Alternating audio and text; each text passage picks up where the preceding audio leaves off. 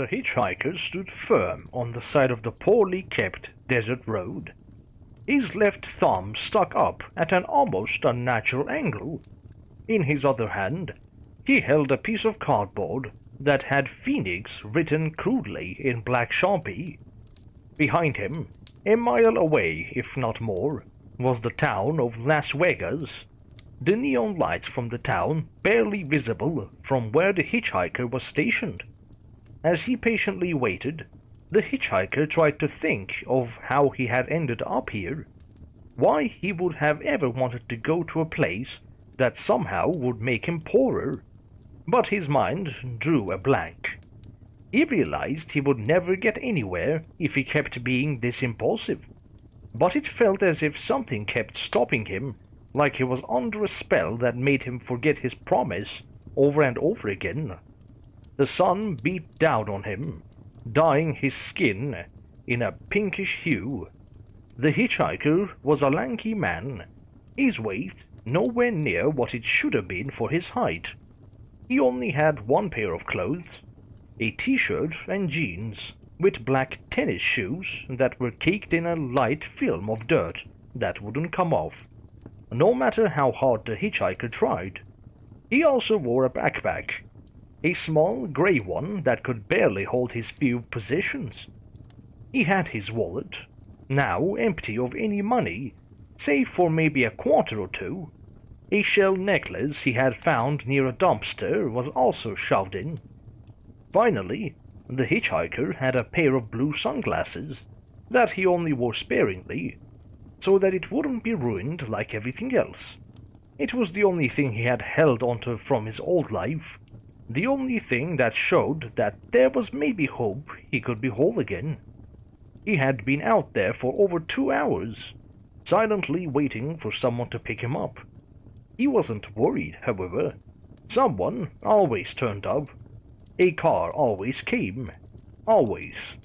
One of the surest things in the world, like death and taxes. The sun was stuck halfway down the horizon when the person came.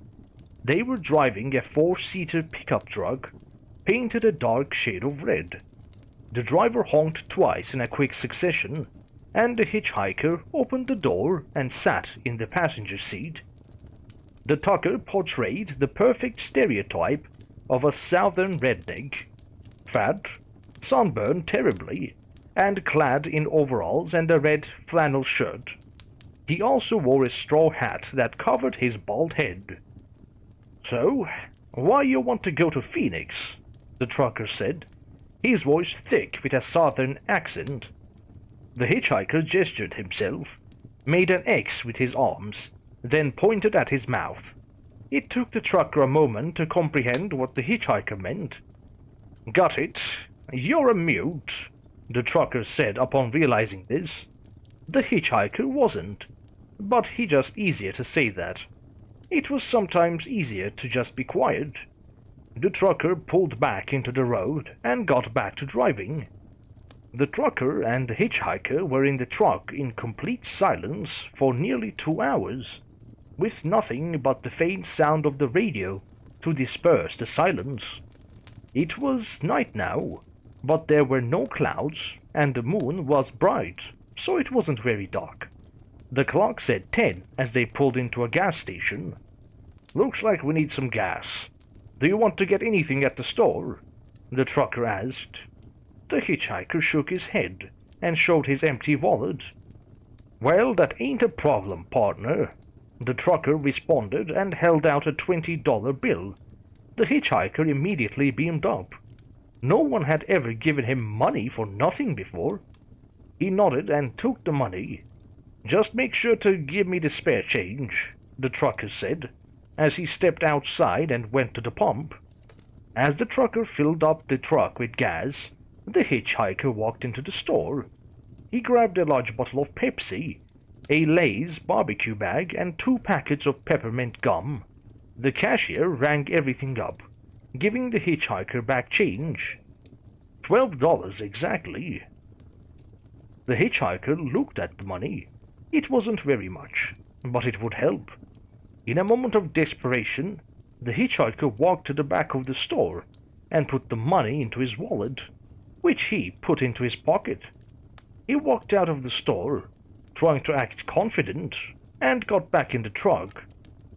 "Let me just go to the bathroom," he said, and walked into the store.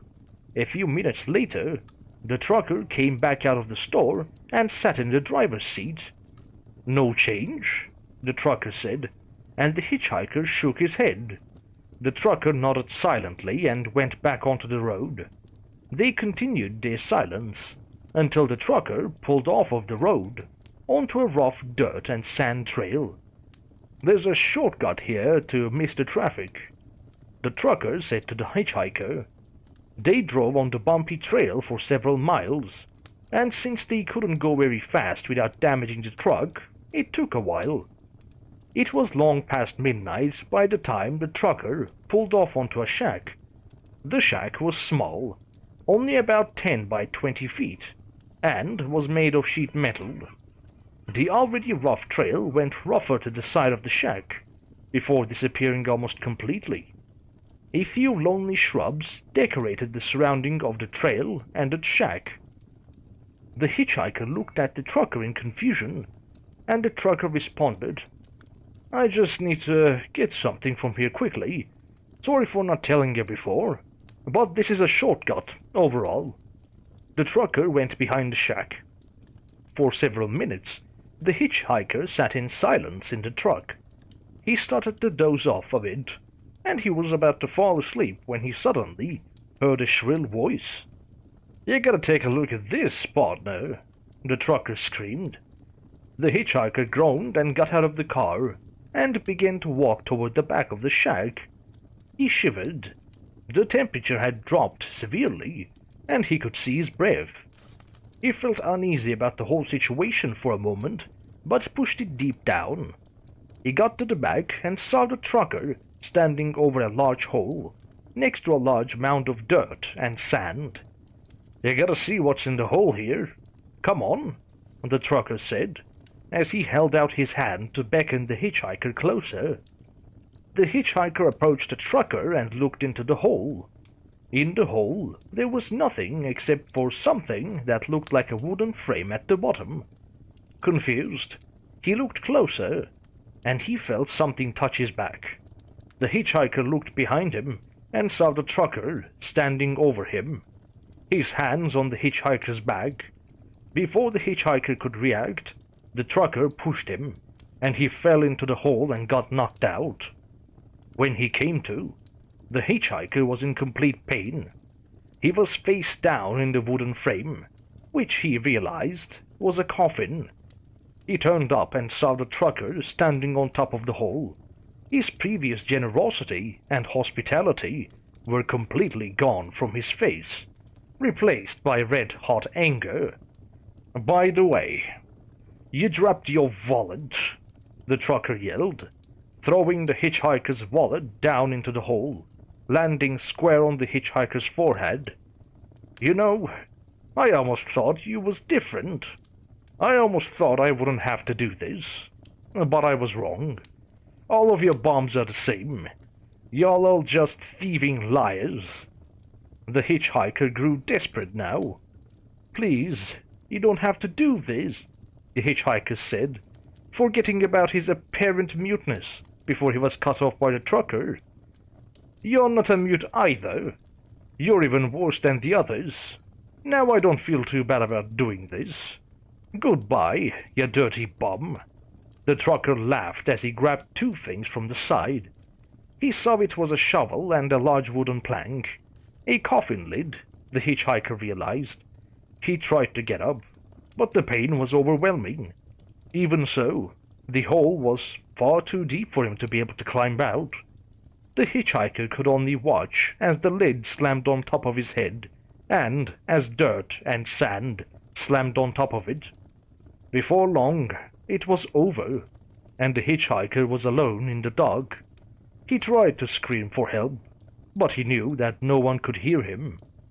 He did it anyways until his voice was hoarse and he had trouble breathing. It wasn't very long after that when everything ended. Once it was done and the hitchhiker was buried, The trucker stood over the grave to make sure the hitchhiker didn't do anything. When he listened closely, he could hear the cries of the hitchhiker before they eventually dissipated into nothingness. The trucker smiled. What a pathetic loser, he thought. He waited a few minutes after that, then got back into his truck. He drove back onto the road and drove in a random direction. Soon, he found another hitchhiker, his sign saying Reno this time. The trucker stopped next to the hitchhiker and honked his horn. Maybe this one will be different, the trucker thought. Maybe. He never wanted to do any of this. He didn't want to kill. But he knew that it was what he had to do. He knew that he wouldn't be content until all of them were gone, until the world would be finally cleansed.